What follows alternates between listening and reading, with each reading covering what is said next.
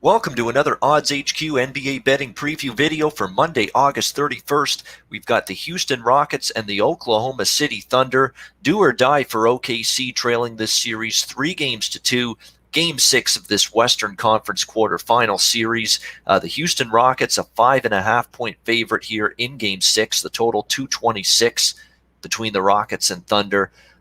When you look at it, the Houston Rockets certainly just dismantled, took apart the Oklahoma City Thunder in Game 5, whatever term you want to use.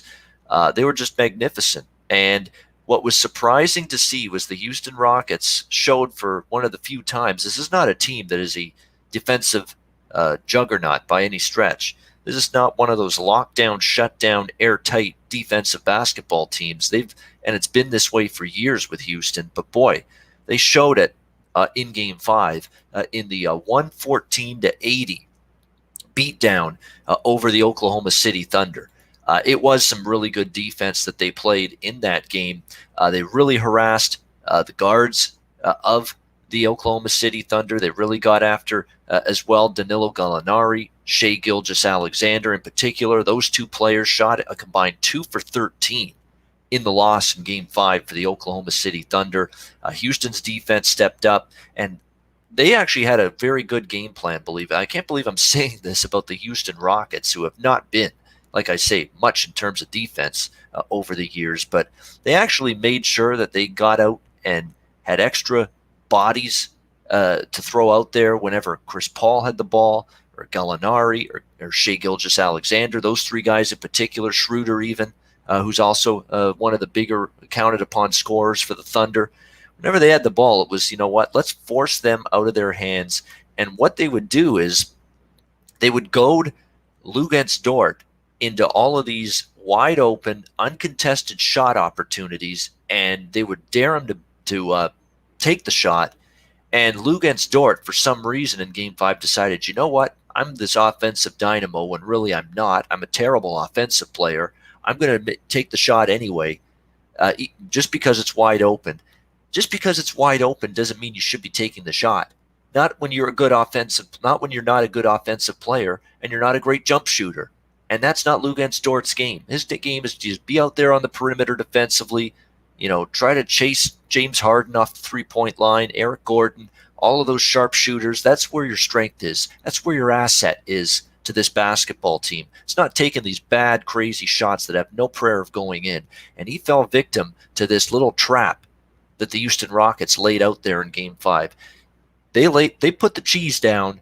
Luguentz Dort's the mouse going after that cheese. Fell into the trap and was just taking these bad shots. I know you're wide open, but you're wide open for a reason. They don't think you can make the shot, and you proved them right. You couldn't make the shots. I mean, and it got to the point where if you're Billy Donovan, you had to think to yourself, man, I need this guy out on the court for defensive purposes, but he's killing me here offensively. I mean, 3 for 16 from the floor for Luguentz Dort. Luguentz Dort shouldn't be taking 16 shots. I'm sorry. He should not be taking 16 shots in a basketball game. That's too many for a guy that's not even a good offensive player. It's unacceptable, in my opinion. 0 for 9 from three-point range. Yet here he is jacking up one bad shot after another in Game 5.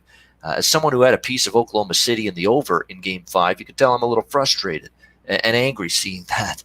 But, unacceptable. I mean, you have to realize what your strengths are as a player, what your weaknesses are as a player. And making shots is not your strength, Luguentz Dort. You got to somehow get rid of the ball or pass it off, find another open man.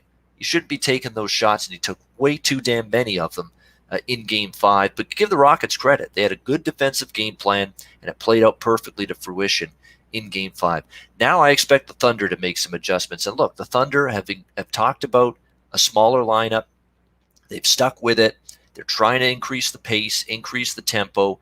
And look, a lot of their key players aren't going to have the kind of offensive, brutal showings that they had in Game 5. I mean, Shai Gilgeous-Alexander, 4 points, 2 of 8. You would think, take the over, that he's going to be better than that in Game 6, especially with OKC's season on the line. Same with Danilo Gallinari. Are you kidding me? 1 point, 0 for 5? We know he's better than that. You'd expect him to play better. Chris Paul and Dennis Schroeder and maybe Basley off the bench. They're about the only three guys that gave the Thunder anything decent offensively. in Game 5. On the flip side, you look at Houston, and they scored 114 points in Game 5 in the win. They shot 43% as a team, which really isn't all that great. It's all right. It's a solid shooting day as a team, but it's not like they lit the baskets on fire. They were pretty good from three-point range, 19 of 48, 40%, but there's still room for growth for the Rockets at the offensive end of the court. When you look at it, Harden was good, 31 points. It was a really good game for Eric Gordon. And I'm telling you, with Russell Westbrook back, it's not necessarily look automatically for Russell Westbrook props. Look for Eric Gordon total points props over, because that guy seems to get more open with Russell Westbrook on the floor and hit more threes when Russell Westbrook's guiding the offense and running that offense for the Rockets. So, and sure enough, his player prop, I think, was 16.5 points in Game 5. He ends up clearing that total number of points. So it's just something to keep in mind that Eric Gordon is probably someone you want to look at from a prop standpoint. So the bottom line is Houston scored 114. They didn't even shoot the ball, as good as I've seen them in the past. I've seen games where Houston's gotten into the 50s, mid-50s in terms of field goal percentage. They were only 43% in Game 5, even though they had 114 points. So I think there's room for growth. I can't trust this Oklahoma City defense. The first game with Russell Westbrook back, and Russell Westbrook didn't even do a whole lot in terms of his own offense. He only had 7 points and 3 for 13 shooting. Was on the minutes restriction at 23 minutes in the game. You would think he's going to make a bigger offensive impact here in Game 6, play more minutes possibly, but certainly shoot the ball better, and having a game under his belt now should help him a lot, quite a bit. So the way I look at it is we had a very, very odd, bizarre, weird game that had really, really horrible shooting, horrible offense, especially from Oklahoma City in the first quarter. Really sunk any chance of that game going over the total. The total closed at 228.5. It ended up with 194 points. It stayed well under. Let's keep in mind, though, prior to that, 3 of the 4 games in this series had gone over the total. This total now is down a little bit to 226.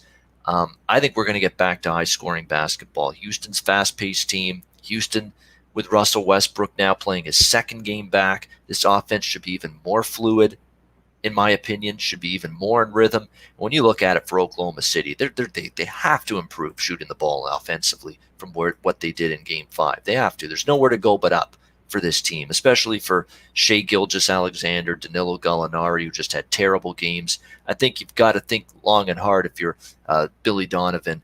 Be careful with the minutes you give Dort, and make sure he has not taken all those shots. You got to drill it through his head. Man, if they somehow leave you open and you've got a wide open shot and the ball in your hands, don't take it, man. Get rid of it. Find another teammate.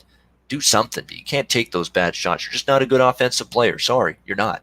You got to tell them that here. And I think they'll send the message to Luguentz Dort what he should be doing when he has the basketball. And it's not taking a bad shot.